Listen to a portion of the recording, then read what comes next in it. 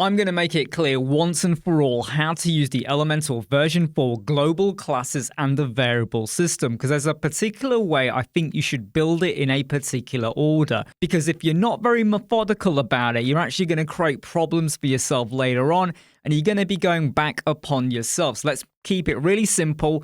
Let's jump into the first thing that you need to do. Go and drop a heading widget onto a page. Make sure you got version 4 settings enabled, which you can do from version 3.35. Now, once we've dropped in that heading, and I hope you noticed that I was using a heading from the atomic elements. You don't want to be using the standard version 3 and before heading. You need to be using a version 4. Then go to the style tab, and I want you to go down to background. To be honest, you can go to typography as well, and I want you to go to where you have variables.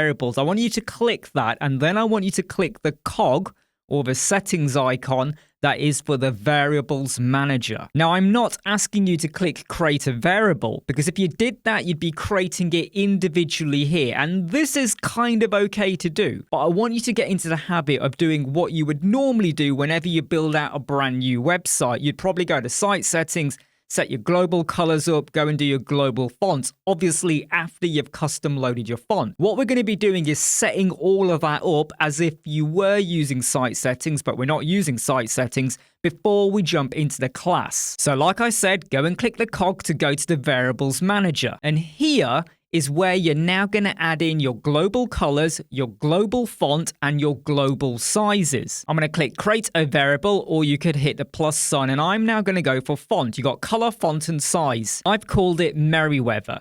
Then what I'm going to do is double click on the value. If you don't double click, you won't get the drop down arrow. You'll click and nothing will happen. So go and double click, and then I will select my custom loaded font. Remember, you'll have your system loaded fonts first. Scroll down until you get to your custom loaded. We always recommend you custom load your fonts if you want to prevent prefetching from Google. And I know Elementor say they now locally load it for you, but to be safe, I recommend you custom load. What I'm going to do is add in another one. I'm going to hit the plus sign, and I'm going to click font. I'm going to call this Monty, and my value will be another custom loaded font called Montserrat. So I just want you to understand you don't have to use the full name if you want to use like an acronym or something that you or your client is going to understand.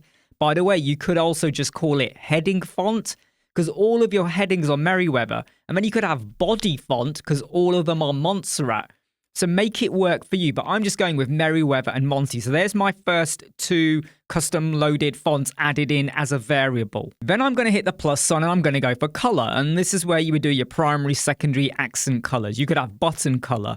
You could have hover color. You can make it as intricate as you want, but I'm going to keep this simple. I'm going to go for pink red, select from the color picker, or I could just go and add in my hex code. And don't forget, anytime you can edit, rename, change the color, or you may want to remove it. I've gone and added in more colors. It's really simple and easy to do. And please do note, you can pick these up and rearrange them if you want. I'm now going to hit the plus sign, and I'm going to go for size, because I'm going to add in some font clamp formulas. You don't have to add in a formula. You could add in pixel REM as well. To make this easier for myself, I'm going to jump back into my font clamp calculator, and there's a link for this in the video description if you want to install this on your WordPress website. It's just a code snippet. It's completely free.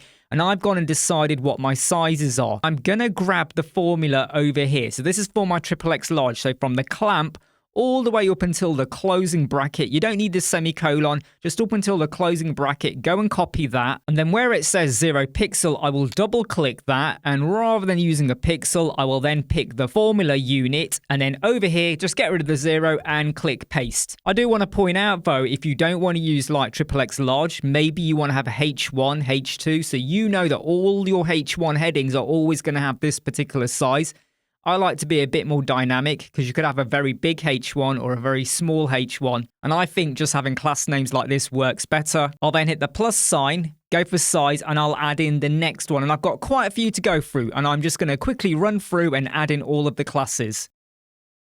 Once you've done that, go and click Save Changes. Now, you might feel like, well, that's going to take me a while. It didn't really take that long. It might take you at best 5 minutes. And if you've already got your formulas worked out for your maximum size and your minimum size, it's pretty easy, simple work. So I've got all of these done. Let's now shut that down. Let's go back to this heading over here. Go over to the style, go to my typography, go to where I have my size, click the variables, And now I've got all of my sizes there.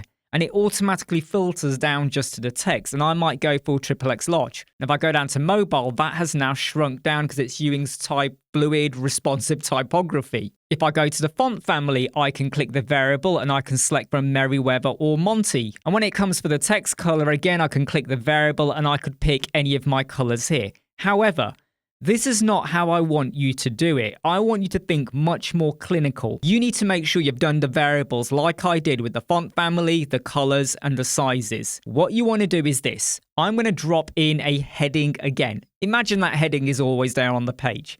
Rather than me going in individually to create all the sizes, I'm going to jump up here. Now, if I go and type in Monty, nothing will appear. Even though I've created the variable, what you need to do is create a class that uses the variable.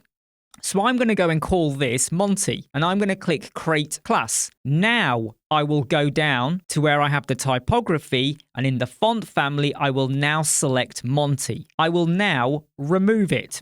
And you're going to think, but you've just deleted it. I haven't deleted it, because if I go and click the class manager, and let's just hit save and continue, Monty is still there. Monty will not disappear until I delete it. So staying on my heading, I will now create a new class, and I'm just going to call it Merry. I won't even put the full name in. We'll just call it Merry. I'll go back to my typography, which is clear because nothing's been applied at the moment. Click the variable, and now I'll click Merriweather. That has now been created. And now I'm going to remove that. I'm now going to create a new class, and I'm going to call it Pink Red. Let's create it. I'll now go down to where I have my text color, go to my variable, and I'm going to pick that. Now I'm going to return back to what I've called this because just calling it color isn't a great indication of what it touches. But I will show you the problem and when we'll correct it, okay? So let's say we've gone and created that color. I'm going to create one more color. I'm going to call it orange. Again, go down to where I have my variable and I'm going to pick the orange color and then I'm going to remove that as well. I just want to create one more class and then you're going to see it all in action. This is how you want to be building, right? You do your variables, then you do your classes. I'm going to call this XXX large. So let's go and create that. I'm going to go down to where we have the size. I'm going to click the variable and I'm now going to pick my XXX large. And that has now been applied. So there we've got the big size. And please do note, if you go down to mobile, it will shrink it down to whatever I set the min and the max to. Now I'm going to just remove that, okay? And if I go and click the class manager, you might need to save and continue. You should see XXX large orange, the pink red, the Merry, and the Monty. Now for simplicity, I'm just going to drop in a paragraph. So this is a completely different widget now. I'm going to zoom in a little bit just so you can see everything in action. We're going to go into style. I am now going to go and pick from my classes. You could either select or you could start typing. Okay, so if I go for Monty, that's now Monty. If I was to now go and add in Merry, and this is something you need to understand, it will adopt the Merry. So I could literally have two classes. I don't recommend this if I'm honest, but the latest one will always supersede and take priority. So let me now just get rid of Monty over there. Okay, let's just leave Merry in play. I may decide, oh, I want an orange color. Fine, I go and pick orange. We've got Merry and orange. And then I go, oh, I want to have XXX large. And then I may decide, oh, I don't want Merry now. I'm going to go for Monty instead. And now it's changed it. Oh, I don't want the orange color anymore. Let's remove that. And let's go for the pink red. Why is this a good way to do it? Because if you just leave it as variable and you don't think about the classes, each time I want to make any change, I've got to go through each one of these. I've got to go to typography, go to it, variable, pick it. Oh, I want to do the color, go to it, pick it. So this is going to speed up how you build. You do your variables, then you create your classes. Can you see how quick this can make things? But I now want to go back to something I kind of mentioned and I said you might have a problem. It's about the pink red. Let's just start with a brand new page. I'm going to add in a Flexbox container and I'm now going to apply the pink red. Did you notice nothing happened? Why do you think nothing happened?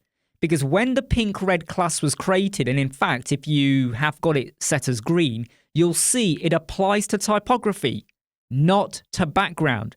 So if you are going to create classes where you are using color, just think out the box a little bit. So here's what I recommend you do. I'm going to click on the pink red that I originally created, and I'm going to rename it. Now you could, if you want, put the word text before, or you could put it afterwards. I'm just going to do it like this. And there are naming conventions out there. Please go for what works for you. All right. I don't think there's any steadfast rule as to how you need to do things.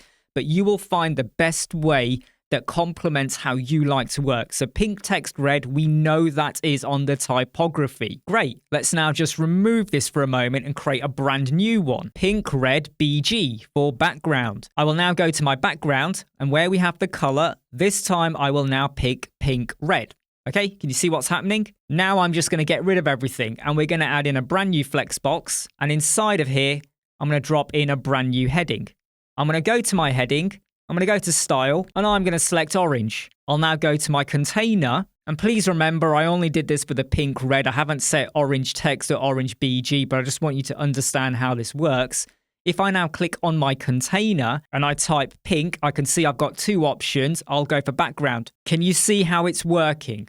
Build your variables, then do your classes. And I might then suddenly go, right, okay, this particular text, we're going to go for Monty like that. And you know what? I'm going to make it be XXX large as well. I'm flying through the building process now. I mean, look, let me just make a real big point here. I'm now just going to go and click on my container again. I'm going to go to my spacing. And you know where we've got the padding? What if I click over here and go to the variable and I go and pick XXX large? Watch that container when I do it. That is now applying the XXX large font size, which was about 3.5 REM down to 2.25 REM. That is now applying it. This is efficiency at its best. I seriously hope I've clarified to a lot of you with regards to the Elementor version for variables and the classes in terms of what should I build first and how should I utilize it for my web design building. I'm Imran from Web Squadron. You gotta join up for our YouTube channel for exclusive videos like the Elementor course. Don't forget to like, subscribe, share, and follow. I'll keep seeing you. Take care.